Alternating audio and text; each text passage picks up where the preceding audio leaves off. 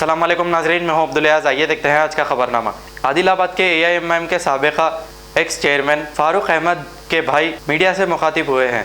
आइए देखते हैं हमारे नुमाइंदे अकरम की रिपोर्ट। जी भाई, ये क्या है?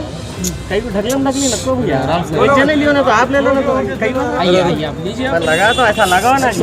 चलिए, अस्सलाम वालेकुम भाई। आदिलाबाद फारूक अहमद आदिलाबाद मजलिस सदर मेरे भाई है, उनको जो है जेल में फांसी लिए बोल के बोल रहे हैं। अब उस्मानिया हॉस्पिटल को लेके आए। आदिलाबाद में फर्स्ट रिम्स हॉस्पिटल को लेके गए थे, लेकिन वहाँ से उनको उस्मानिया को रेफ़र कर दिए। अब उस्मानिया हॉस्पिटल में जो है उनकी हालत तशवीशनाक है।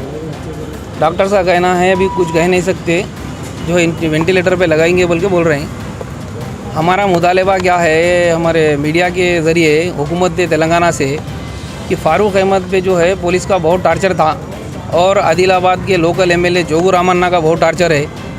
उन्होंने सियासी इंतकाम जो है, अपना सियासी दुश्मनी को जो है अपनी ज़ातियत पे लेके काम कर रहे हैं। और आदिलाबाद के SP विष्णु वारियर साहब जो है एक तरफा काम करते हुए फ़ारूक अहमद पे जुल्म और ज़्यादती कर रहे हैं। उसकी वजह से फ़ारूक अहमद फांसी लिए बोल के बोल रहे हैं, लेकिन हमको शक है इस पर। फ़ारूक अहमद जो है एक जांबाज लीडर थे, उन्होंने फांसी लेने की नाकारा हरकत नहीं कर सकते। हमको यकीन है कि उनके ऊपर जो है कातिलाना हमला हुआ जेल में। इससे पहले पेशी में मैं आदिलाबाद डिस्ट्रिक्ट कोर्ट में फ़ारूक अहमद से मुलाकात करा था। फ़ारूक अहमद साहब जब भी बोल रहे थे कि मेरी जान को जेल में ख़तरा है, आदिलाबाद के लोकल MLA के ज़रिए जेल में मेरे को टार्चर किया जा रहा बोल के उनका पहले से मेरे को कहना था। लेकिन अब हम क्या कर सकते हैं, हम कोशिश कर रहे थे कि कुछ नहीं होता, लेकिन आज हमको ये दिन देखना पड़ा। और विष्णु वारियर साहब जो है सामने वालों पे जो लड़ाई हुई, फ़ारूक अहमद पे एक बात आप लोग बताइए, फ़ारूक अहमद पे आर्म सेट बुक करे, क्यों बुक करे? फ़ारूक अहमद के पास जो है अपनी लाइसेंस याफ्ता वेपन है। फ़ारूक अहमद पे आर्म सेट बुक कर दिए। सामने वालों के पास जंबिए, चैना, तलवारा हैं, उन पे कोई आर्म सेट बुक नहीं हुआ, ना उन पे कोई केस बुक हुआ, ना उन्होंने अरेस्ट हुए और ना उनका कोई पंचनामा हुआ। ये सब मिलके जो है सियासी इंतकाम लिया जा रहा फ़ारूक अहमद से। और लोकल MLA के दबाव में आके SP विष्णु वारियर जो एक तरफा काम कर रही। हमको विष्णु वारियर से CBI इंक्वायरी चाहिए कि ये केस आखिर जेल में हुआ क्या। और फ़ारूक अहमद पुलिस का ये गवाही आया सामने, फ़ारूक अहमद जो है फांसी लेने वाले आदमी नहीं है। फ़ारूक अहमद को जो है कत्ल करने की कोशिश की गई। आपको इत्तला कब मिली साहब? हमको सुबह में 11 बजे इत्तला मिली कि फ़ारूक अहमद को दवाखाने में एडमिट करे। किस वजह से करे बोले तो फ़ारूक अहमद का BP लो हो गया, कुछ भी नहीं है, नॉर्मल तबीयत ख़राब है, इसलिए एडमिट करे बोले। थोड़ी देर के बाद हमको मालूम हुआ, हम धिंगाना करने से, हमारे लोग पहुँचने से मालूम हुआ कि उन्होंने अटेम्प्ट करे सुसाइड बोल के बोले। उसके बाद एम्बुलेंस से हमको हैदराबाद के लिए रवाना करे। रास्ते में एम्बुलेंस रोक दिया गया आधा घंटा, एक आधे घंटे से ज़्यादा हो गया। कौन से एरिया में रोके एम्बुलेंस? कोई हाईवे पे रोक दिए, थोड़ा आदिलाबाद से निकलते ही। और पहली चीज़, दूसरी चीज़, हमारे आदमी को कोई एम्बुलेंस में बैठने नहीं दिए। क्यों बैठने नहीं दिए हमारे आदमी को?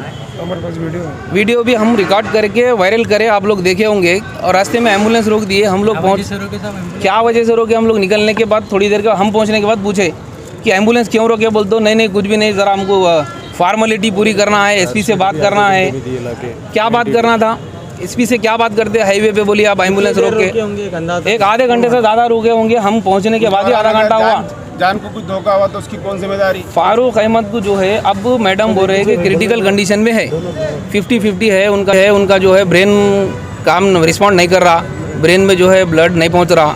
अभी हम बोल नहीं सकते क्या है बोल के, मैडम का बोलना ये है डॉक्टर का। तो कुछ निशानात है क्या? निशानात है, लेकिन साहब आप देखिए हैंग करा सो आदमी के निशान पूरे रहते, उनको सिर्फ यहाँ तक है। और उनके डॉक्टर से पूछे तो जेल के जो डॉक्टर है, जेल का डॉक्टर आके बोल रहे कि उन्होंने बाथरूम में हैंग कर लिए, सुसाइड करे।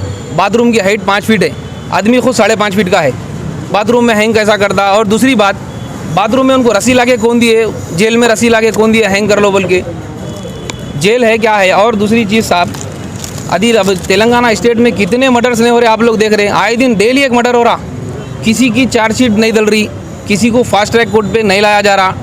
विष्णु वारियर साहब जो है ये आपसी पॉलिटिशियन इशू में आके, प्रेशर में आके 3 महीने के अंदर आप लोग समझ सकते बुलेट्स की जो है फॉरेंसिक रिपोर्ट मंगवा ली है 3 महीने के अंदर, और जो है पोस्टमार्टम रिपोर्ट मंगवा ली है।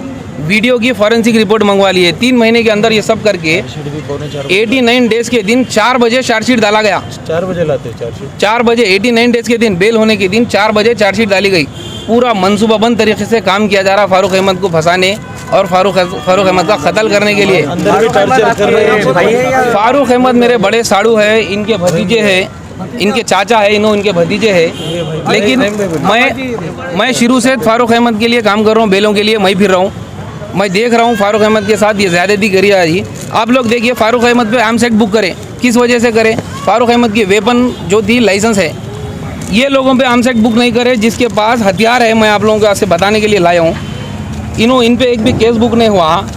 क्यों नहीं बुक हुआ? इनके पास भी हथियार है। ये क्या है? ये जंबिये है। ये देखिए भाई, फारूक अहमद के पास छोटी एक नाइफ थी, आर्म सेट बुक कर दिए। इनके पास बड़े बड़े जंबिये, चेन, तलवार है, इन पे आर्म सेट बुक नहीं हुआ। ये पीछे भाग रहे। और आप लोगों को बताता हूँ, मैं फास्ट ट्रैक कोर्ट के लिए आज तेलंगाना इनाड़ू पेपर में दिए। हमारा हुकूमत से मुतालबा क्या है, मैं और आप लोगों से जानना चाह रहा हूँ। क्या एसपी विष्णु वारियर खाली तेलंगाना में एक ही ऑफिसर है जो काबिल है? 3 महीने के अंदर केस क्लोज करना चाह रहे हैं और फास्ट ट्रैक कोर्ट के जरिए केस चला के फारूक अहमद को सज़ा दिलवाना चाह रहे। बाकी जो तेलंगाना में कत्ल हो रहे, लायरों को रोड पे मार दिया जा रहा, गनेटा डाल के हमारे सदरों को मार दिया जा रहा, किसी और आम आदमी को मार दिया जा रहा, क्या उन सब पे फास्ट ट्रैक कोर्ट चला के केस चलाया जाएगा?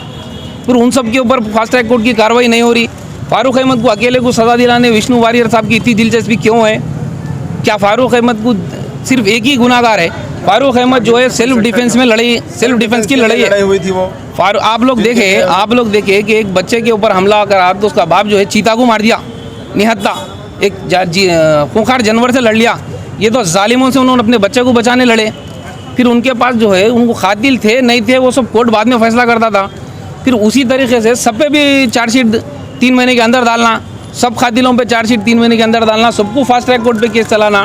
फारूक अहमद पे अकेले पे क्यों चल रहा, ये आप लोग भी समझ सकते। और हमको आप लोगों के ज़रिए एक ही चीज़ जानना है, एक ही चीज़ चाहिए हमको, फारूक अहमद के लिए इंसाफ चाहिए। CBI इंक्वायरी होना और जेल में फारूक को रस्सी कौन दिए फांसी लेने, ये आप लोग भी समझ सकते हैं कि जेल में अगर फारूक रस्सी लिया तो कौन जिम्मेदार? फांसी कैसा लेता जेल में?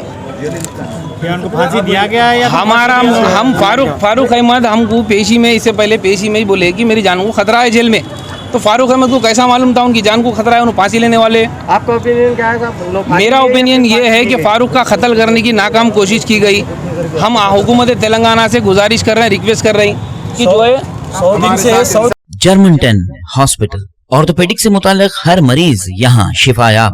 बैनुल-अक़वामी शोहरत याफ्ता और इनाम याफ्ता doctor Mir Jawad Zar Khan, senior orthopaedic surgeon, advance operation theatre, ICU, digital x ray, laboratory, physiotherapy, pharmacy, sharing और प्राइवेट रूम्स, लेडी डॉक्टर्स और डॉक्टर अर्जुमन सुल्ताना गैनकोलॉजिस्ट की खिदमात हासिल। वाजिबी फीस और मुकम्मल सहूलियात से हजारों मुतमईन। एम्बुलेंस से आरास्ता Germanten orthopaedic hospital, pillar number 150, Attapur, Hyderabad. खबर है शहर की, खबर है गाँव की, खबर है सारी दुनिया की। 7H न्यूज पसंद आए तो लाइक कीजिए, शेयर कीजिए और सब्सक्राइब करना ना भूले। 7H news.